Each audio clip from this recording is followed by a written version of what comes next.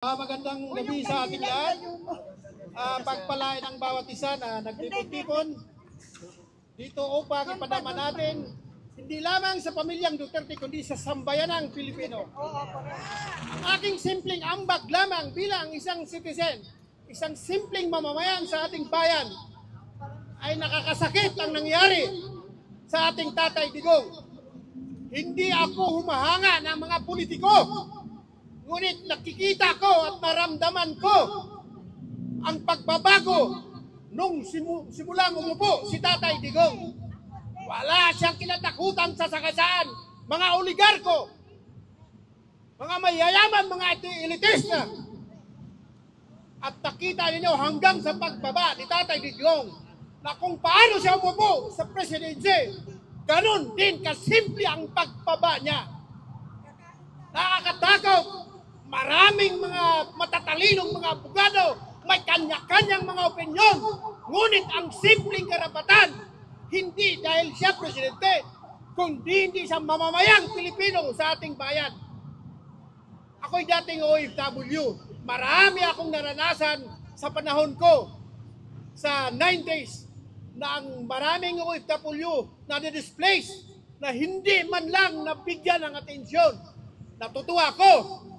Ngayon, noong sa panahon ni Tatay Digong ay naghanap siya ng mga paraan.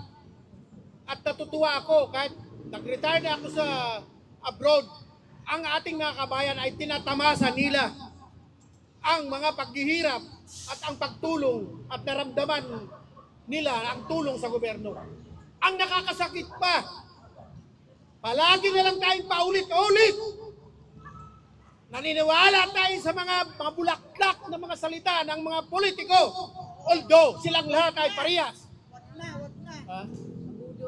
Ngunit, si Tatay Digong, ang Vice President, ay hindi sapat na salita para sa akin.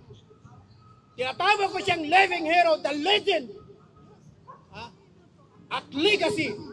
Kasi naramdaman nating lahat. Within 6 years, dumaan tayo ng pandemic. Lahat ginagawa, walang personalan si Tatay Digong. Nababala na kung natandaan yung mga politiko, pag maghanap ng pundo, dahil dapat lagyan natin, walang pundo, kulang tayong pundo. Anong sabi ni Tatay Digong? May political will. Anong sabi? Hanapan nyo ng pundo. O bakit nakahanap ang kanyang mga tauhan? Dahil walang personal si Tatay Digong, kundi paano niya mai-deliver ang kanyang presidency na maramdaman sa mula sa pinakamaliit na Pilipino hanggang sa pinakamataas. Nakaranas tayo ng mga malang bigas. Ngunit nahanapan niya ng paraan. Nahanapan niya ng paraan na sapat.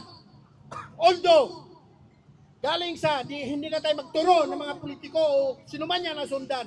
Ang dapat ang mga politiko ay continuity. Kung ano man ang mali o kulang sa nakaraan, hanapan ang paraan upang lumago tayo unti-unti, one step at a time. Ngunit pag upo sa isang politiko, sira, sisi, ganito siya, ganito ganyan siya. Sa Tatay Digong ay hindi natin mapapalitan.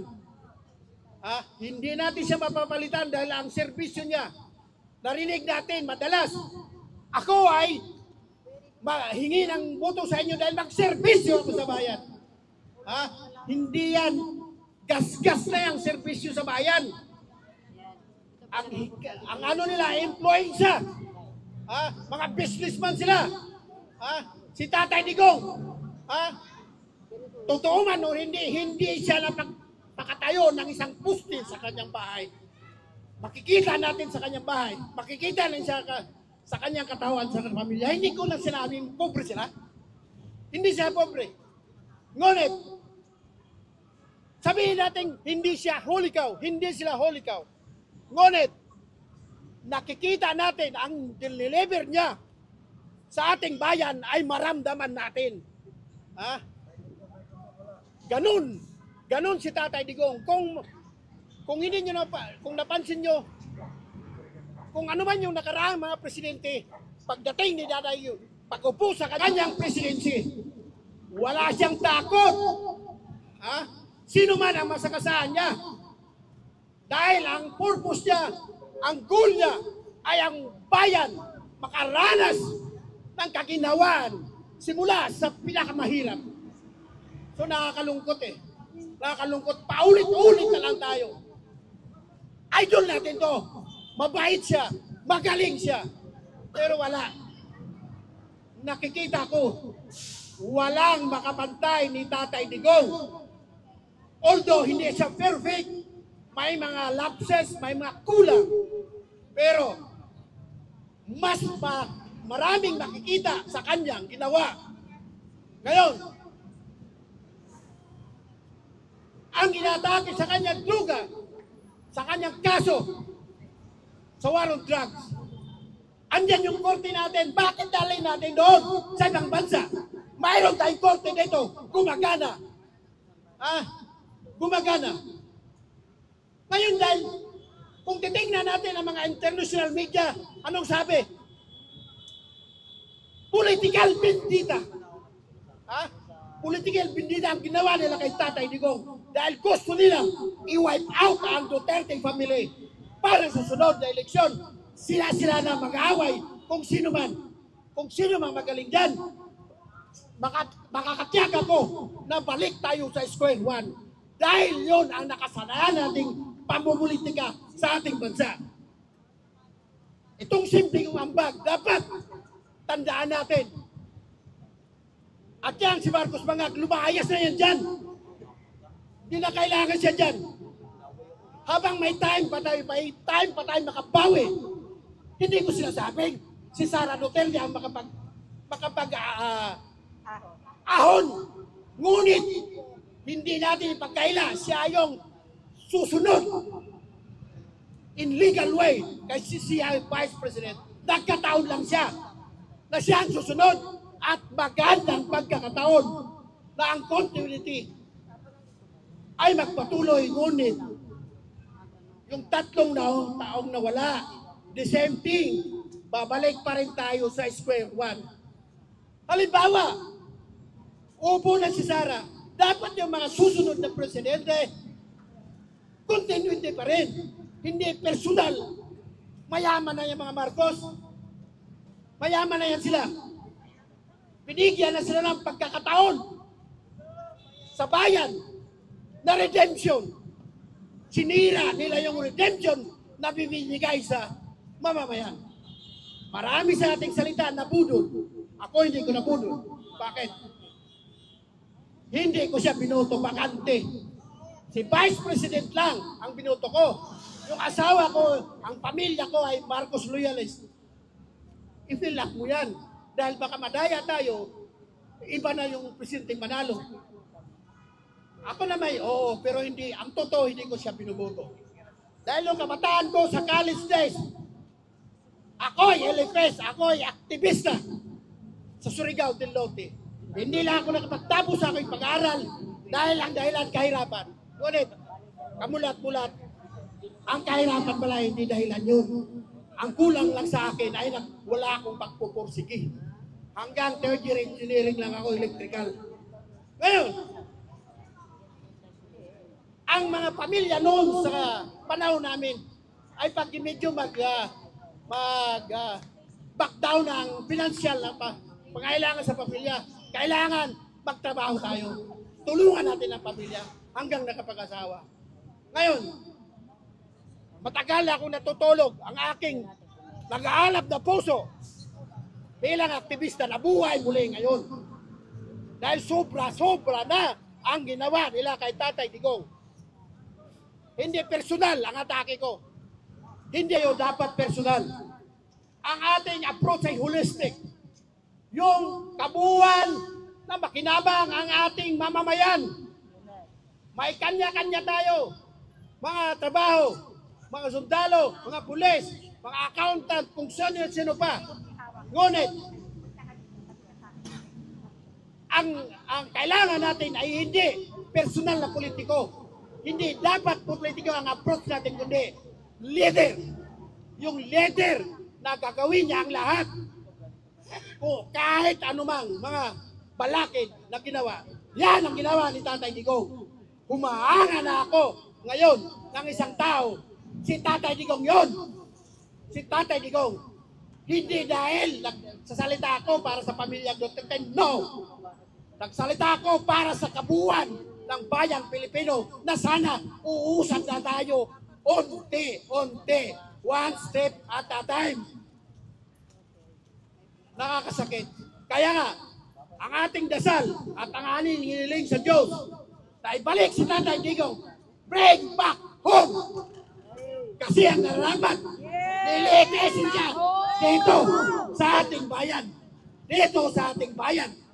Yun ang hiling natin. Bring him back. Yes, bring him back.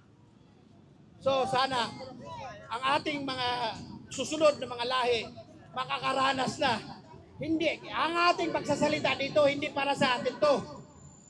Para sa kanila. Ambag ko lang ito. Masamain nyo man o hindi. Ako ay straightforward. Si Tatay Digong lang Yes. ang tututuong tao. Si Tatay Digong lang makaranas tayo ng realistic approach. Yun ang kailan ba tayo paulit-ulit square one, ulit bagong presidente balik ulit. Panibagong panimula. Wala tayong tatapusin ito. Ngayon, napalitaan kanina. Nasabi na naghahanap daw ang paraan ng ating administrasyon na ibalik lahat ng mga na wala doon sa budget. Huli na, may legal tayong paraan. May bycam tayo. Ngunit, sila lang, 241 billion. Puro ayuda. Akap. AX, ano pa. Tupad. Diyos ko po, dapat paunawa natin lahat na ang ayuda, hindi sapat yun. Ibuhos sa may infrastructure, ang ating DOTR, 80% na wala ang budget. Ang ating PhilHealth, zero budget. Kinuha pa yung 60 billion. Paano na yung mga walang pera na nagkakasakit? Saan dalhin yung 241 billion unprogrammed fund? Bulsa. Saan dalhin yun? Sa bulsa nila. Sa bulsa. Yung mga project natin, yung big ticket project, sana. Walang tinuloy. Yung NCR, ano nangyari? Wala. Yung MRT natin, yung subway. Wala nang sabi, Diyos ko hinuhukay po. lang. Sabi, hinuhukay lang. Dapat kung sino man yung susunod na mga politiko, hindi si Sara o sino man, Tama. dapat continuity. Walang siraan, walang sisihin. Ngayon, narinig ko palagi lang sisi. Kasi si ganito, si Duterte, si Digong, lahat na lang. Si Digong, narasan nyo ba na nagsisisi siya? No, hindi. Bagkus ipinagpatuloy pa niya. Kung ang anong mga mali, kinukorek, inaayos, tinitingnan kung anong mga paraan. Naayusin. Ngayon, pag nag-fail, si Tatay Digong. Ngayon, pag hindi natuloy, kasi ganito yung mga tauhan niya. Bakit palagi na lang sisi? Ngayon, ang iba ginagamit, mga pulis daw, dinoble. Karapatan nila at dapat bigyan sila ng benepisyo. Walang personal dapat. Tama lang, binigyan sila para mag-ano sa bayan. Pagserbisyo sa bayan. Kaya yung mga makinig kayo sa mga politiko, ako ay magserbisyo sa bayan. Hindi yan totoo. Hindi totoo yan, magserbisyo sa bayan. Dahil ang pagserbisyo sa bayan ay volunteer. May sahod naman sila. Mga mayayaman sila. May mga negosyo sila. Kaya iba siguro, yung ibang politiko, influence, depende sa kanilang negosyo. Influence sa kanilang mga profit. Diyos ko, dapat matuto na tayo. Kaya kung ano man ang mangyari kay Tatay Digong, hindi nyo ba naisip, sakripisyo niya yan. Sinaliw niya lahat. Andyan yung ating batas. Andyan yung mga ebidensya. Ilaban yung ebidensya. Hindi na lang puro sirain si Tatay Digong. Kaya maraming salamat sa inyong lahat at sana ang bawat isa sa atin ay ibalita, sabihin, makinig man sila o hindi. Hindi kailangan kumbinsin sila kundi i-share sabihin, ganito ang history, ganito sila. Tama. Salamat sa inyong lahat. At naway, si Tatay Digong ay makauwi dahil andito tayo nagsuporta sa kanya. Uuwi yan. Madali na lang. May magtatanong. Hello.